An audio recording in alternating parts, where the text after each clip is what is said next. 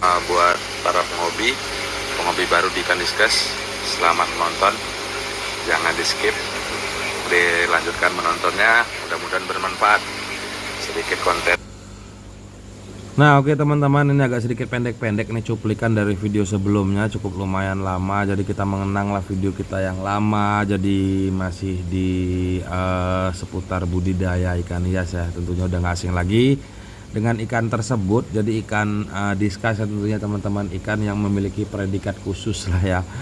Tentunya asumsi juga nggak kurang-kurang hingga saat ini nih teman-teman. Jadi saya ingatkan kembali tentunya dalam pemeliharaan ikan diskus. Jadi ikan diskus ini lumayan bertengger secara status hobis maupun status harga ya. Jadi cukup lumayan tinggi dari dulu hingga saat ini, tergolong stabil teman-teman. Padahal asumsi pada ikan diskus ini buat para penghobi barunya agak sedikit berkurang ya. Jadi berkurang di situ. Apa sih istilah berkurang di situ? Karena memang perawatannya mereka banyak alami keluhan, jadi udah beli mahal tiba-tiba ikan mati gitu teman-teman. Nah jadi sebenarnya sih untuk berbagi tentang pemeliharaan ikan diskus ini tergantung teman-teman sendiri. Ikan diskus ini lebih memerlukan kestabilan, kesetaraan dalam pemeliharaan gitu teman-teman. Jadi secara pemberian pakan, perawatan air, apalagi saat pergantian air tuh sangat diperhatikan. Jadi lebih jeli lah ya. Jadi ikan yang memiliki memang tingkat keeksotikan tinggi maupun kasta yang lebih tinggi sudah jelas butuh perawatan juga yang lebih stabil, lebih keras lagi lah dari ikan-ikan yang lain itu teman-teman. Nah tentunya masih mengulas seperti video sebelumnya teman-teman ya, masih di kawasan ikan diskus, dan kebetulan ini video merawat baby diskus, mengganti air ikan diskus. Tentunya dalam masa-masa budidaya setelah menetas ya, perawatan baby diskusnya gitu teman-teman.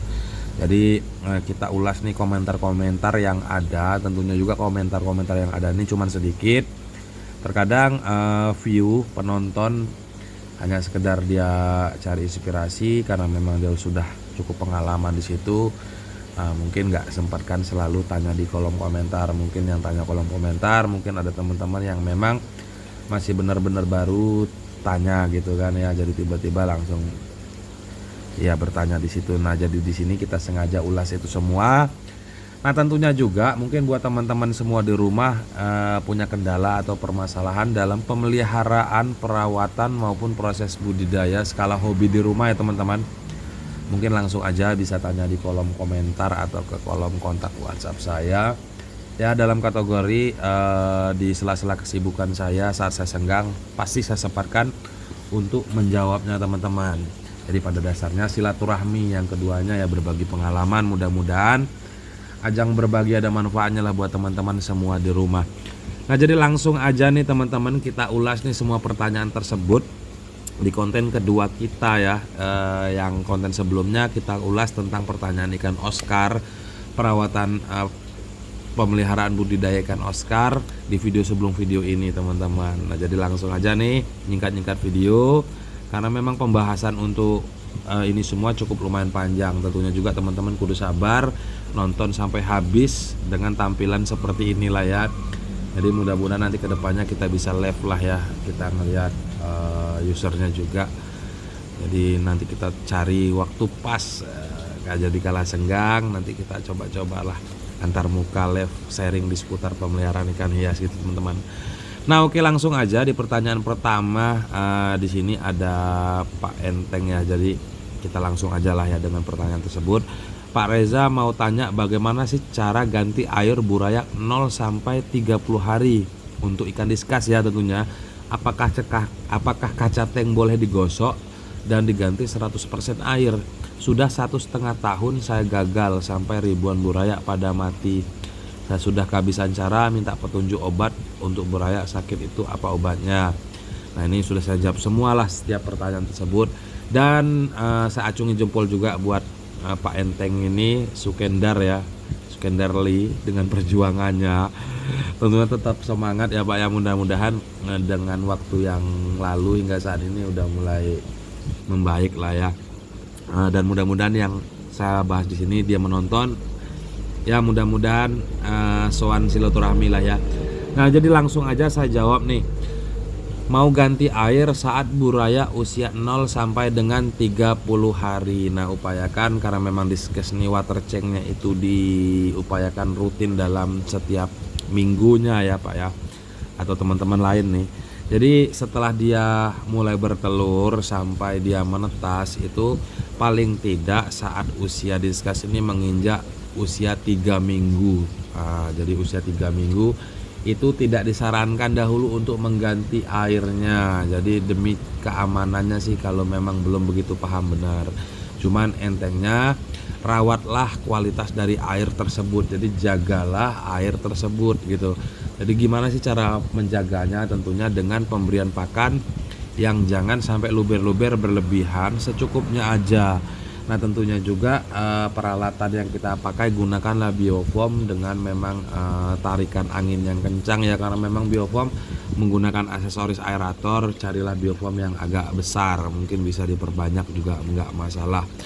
Untuk usia dini di bawah 1 minggu itu gunakan biofoam standar kecil dulu, paling tidak nanti saat usia dia sudah mulai seminggu 10 hari baru kita gunakan biofoam yang besar gitu, seperti itu. Dan untuk water tank atau penggosokan itu lakukan di usia 3 minggu bahkan 1 bulan saat pengangkatan biasanya. Di situ aja. Jadi penanggulangan seperti kaca itu biasanya berlumut atau kotor itu berakibat dari pencahayaan yang berlebih. Jadi hindari dulu penggunaan cahaya, nggak usah pakai lampu dulu, pakai lampu ruangan aja. Jadi nggak memicu tingkat dari bakteri alga di situ berkembang nempel di ini, jadi menyebabkan air kotor dan beracun gitu. Dan untuk yang lainnya mungkin tanya langsung di kolom komentar. Nah terus terima kasih Om ilmunya, semangat pantang mundur, jos gandos lah pokoknya. Terima kasih. Bang mau bertanya apakah saat pemijahan sampai bertelur diberi pakan, dan saat bertelur bolehkah dispon dan diganti airnya, dan saat pemijahan diberi pakan apa? Nah masih sama dengan pertanyaan sebelumnya ya, nggak jauh-jauh amat. Tentunya soal-soal spon itu dari mulai pemijahan bertelur ya. Jadi upayakan di usia dini nggak usah dulu kita main-main spon, main-main air, karena memang indukan dia lebih menjaga si anaknya, takutnya memang depresi malah anaknya pada dimakanin semua. Terus lanjut lagi, kalau diskus umur 15 hari dikasih kutir bisa nggak Pak? Tolong buat konten dari pertama kali bisa makan sampai bisa kasih burger. Nah jadi memang karena memang kita sebatas hobi ya, tempo hari repot, jadi mungkin kayaknya sih nggak sempat bikin konten kalau waktu itu. Mungkin yang menemukan atau yang nonton video ini sowan lah kembali. Nah dari kalau umur 15 hari itu nggak masalah kita kasih kutir ya, upayakan kutir hidup maupun kutir beku juga nggak apa-apa, cuman kasih umur secukupnya. Sampai usia 30 hari itu bisa kita sapih, kita pisah dari induknya. Itu biasanya sudah berlanjut pemberian pakan cacing sutra. Nah upayakan juga cacing sutra diendapkan dahulu, diganti-ganti air dulu sampai memang benar-benar bersih. Jadi nggak membawa kotoran dari lumpur atau karena memang cacing sutra itu asalnya dari got parit ya, otomatis juga gudangnya penyakit di situ. Jadi agak dibersihkan banget baru kita kasih. Nah terus apalagi nih, tolong buatkan konten. Nah jadi sampai bisa dikasih burger ya gitu teman-teman ya. Nah kalau soal pemberian burger, kalau saya pribadi sih pengutamaan pemberian burger itu enaknya sih di size 2 in up 3 in gitu ya, karena memang terlalu dini pemberian burger juga kurang bagus. Jadi pendongkrak, istilah burger tuh pendongkrak, jadi pendongkrak warna. Jadi kalau memang apalagi burger yang jualan itu biasanya dikasih doping pewarna, ikan juga ujungnya rusak gitu teman-teman. Jadi untuk dongkrakin warna gitu. Mungkin kalau burger biasa mungkin di size 2 in itu udah mulai bisa diajari. TDS air buat baby diskus berapa Om? Nah kalau soal TDS ataupun pH saya nggak pernah berpacu kepada dua hal tersebut. Pada intinya air yang sudah saya endapkan. Dan kalau untuk yang baby diskus itu upayakan endapan dengan lengkap dengan air ASI itu lebih dari 3-4 hari lah ya, kita endapkan dulu lengkap dengan air ASI. Dan saat pergantian awal itu upayakan suhunya sama antara air yang lama dengan air yang baru. Jika memang terlalu rendah air yang baru, kita kasih heater dikit, paling tidak begitu lama, sampai nanti dia berjalan pelan-pelan bisa stabil gitu teman-teman. Buraya Diskes usia berapa hari baru bisa kasih makan bang, kata dia. Masih seperti biasa. Kalau buraya ikan diskes, karena memang dia ini dari mulai dia menetas atau menjadi larva gitu ya, jadi dia masih diurus indukannya, masih makan lendir-lendir dari tubuh si indukannya. Makanya si ikan baby diskus ini dia selalu menggerogoti ya di indukan jantan atau dan betinanya. Dan mungkin kalau untuk push makanan tambahan mungkin di usia 10 hari lah ya, kita cari amannya aja untuk pemberian pakannya. Terus yang selanjutnya, assalamualaikum. Waalaikumsalam Om Reza, boleh saya minta nomor WA nya, saya mau belajar. Terima kasih. Tentunya langsung kasih WA nih. Lokasi di mana Om? Masih di Lampung Tengah, di Lampung tentunya ya Om. Kalau mengatasi indukan yang makan anaknya gimana ya Om? Bisa berubah nggak sifat indukannya yang makan anak? Nah ini masih 2 hari yang lalu nih teman-teman. Jadi tadinya saya agak bingung, ini makan telur apa makan anak. Nah jadi kita bahas semua lah ya. Jadi kalau memang indukan dia makan telur, itu biasanya karena memang ikan diskus ini memiliki insting lah ya. Insting ini insting kuat. Yang pertama dia memiliki instingnya ini insting yang kuat, anaknya nantinya bakal jadi atau tidak gitu, karena memang ancaman dari luar yang dia amati seperti itu gitu teman-teman. Nah oleh sebab itu, karena memang sifat indukan itu berbeda-beda, nah oleh sebab itu yang pertama ya disabari, yang keduanya ya dicarikan posisi yang aman tempat pencarian tanknya. Jadi jangan jadi lalu lalang, upayakan ikannya memang benar-benar nyaman. Dan mungkin pengen dibiasakan pelan-pelan, jadi agar terbiasa. Jadi ancaman dari luar tuh si ikan ini ngerasa tidak ada ancaman. Jadi saat kita perawatan, pergantian air juga harus berhati-hati gitu ya.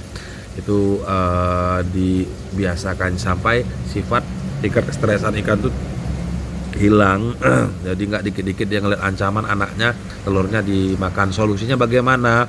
Ya seperti itu tadi yang pertama. Yang kedua, mungkin teman-teman bisa kasih kerodong, jadi carikan kawat yang agak kecil ya. Jadi seperti itu. Nah terus kalau dia sampai memakan anaknya, nah jadi tetap yang pertamanya diperhatikan si anaknya ini makan, si indukannya ini makan anaknya, tentunya ada penyebabnya. Dan itu dipastikan indukan yang jantan atau indukan yang betina. Kalau memang salah satu indukan tersebut, biasanya sih salah satu, jadi diangkat saja yang satunya, paling tidak sampai usia anak ikan diskus ini bisa usia 1 minggu, kita beri makan tambahan, itu udah bisa kita cabut kembali, tentunya begitu Om. Nah tentunya juga kalau memang dia sampai kedua-duanya makan anakan, ya harus kita gendong, harus kita rawat sendiri. Pemberian pakan ya rawat dengan artimia gitu, mulai dia menetas tidak masalah. Tentunya juga indukan diangkat. Mungkin kalau memang kira-kira masih sama seperti itu, dan kita coba dulu taruh di tempat yang paling rame gitu Om. Jadi contohnya tempat lalu lalang, contoh kayak di ruang tamu ya. Jadi rame, nggak apa-apa, biarkan dia terbiasa dulu, mogol dulu, nggak bertelur juga nggak apa-apa. Yang penting merubah sifat tersebut. Nah cuman jika memang kira-kira masih juga nggak bisa juga ya, terpaksa oper ganti indukan, biasanya seperti itu solusinya. Dan mungkin tentunya buat teman-teman semua yang ingin bertanya di seputar pemeliharaan ikan hias, monggo, atau tanya-tanya di seputar ikan-ikan yang lain nggak apa-apa. Ini kebetulan pertanyaan yang terakhir ya teman-teman. Nah tentunya mengulas mengenang lah ya budidaya ikan diskus tempo hari. Mudah-mudahan ada inspirasi buat teman-teman semua. Mungkin ada yang nggak agak sedikit kurang lah dengan pertanyaan, langsung aja tanya di kolom komentar. Nah, sekedar teman-teman, mudah-mudahan ada inspirasi atau wawasan baru buat teman-teman semua.